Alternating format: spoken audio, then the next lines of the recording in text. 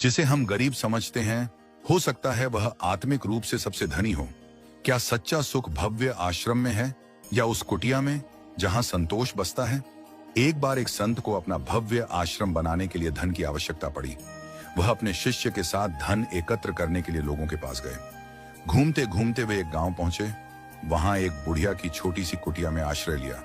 कुटिया बहुत साधारण थी, किसी प्रकार की विशेष सुविधा नहीं थी। शाम हो गई तो संत वहीं ठहर गए। बूढ़ी माँ ने सादे प्रेम से उनके लिए भोजन बनाया। खाने के बाद माँ ने संत के सोने के लिए तख्त पर दरी बिछाई, तकिया दिया और स्वयं जमीन पर टाट बिछाकर लेट गई। थोड़ी ही देर में वह गहरी नींद में सो गई, लेकिन संत को नींद नहीं आ रही थी। वे दरी पर सोने के आदी नहीं थे। अपने आश्रम में तो सदा मोटे गद्दे पर ही विश्राम करते थे। संत सोचने लगे, जमीन पर टाट बिछाकर भी यह गहरी नींद में है और मैं तख्त दरी पर भी बेचैन हूं। मैं तो संत हूं, सैकड़ों लोगों को मार्ग दिखाता हूं और यह एक साधारण वृद्धा है। ये विचार उन्हें रात भर मथते रहे। वे सोचने लगे, कल एक दिन और रुकता हूं, देखता हूं कि यह ऐसा कौन सा मंत्र जानती है जिससे कठोर जीवन के बाद भी इतनी प्रसन्न और संतुष्ट रहती है।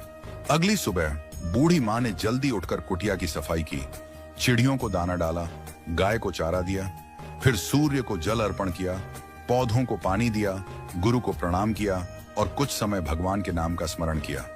फिर आंगन से तुलसी की पत्तियां तोड़कर भक्ति भाव से भोजन तैयार किया। संत को पहले भोजन कराया, फिर स्वयं खाया। दोपहर में आस पड़ोस की बालिकाओं को बुलाकर उन्हें हरि कथा सुनाई, भक्ति और सत्कर्म का ज्ञान दिया। संध्या को पूजन और फिर रात को सादा भोजन बनाकर शांति से सोने की तैयारी की। संत सोचने लगे, आज फिर मुझे नींद नहीं आएगी, अब तो पूछ ही लेना चाहिए कि इसका रहस्य क्या है। रात्रि में संत ने वृद्धा से पूछा, माँ, तुमने मेरे लिए अच्छा बिछौना बिछाया, फिर भी मुझे नींद नहीं आई, जबकि तुम जमीन पर गहरी नींद सो गई। क्या तुम्हें धरती की कठोरता नहीं सताती?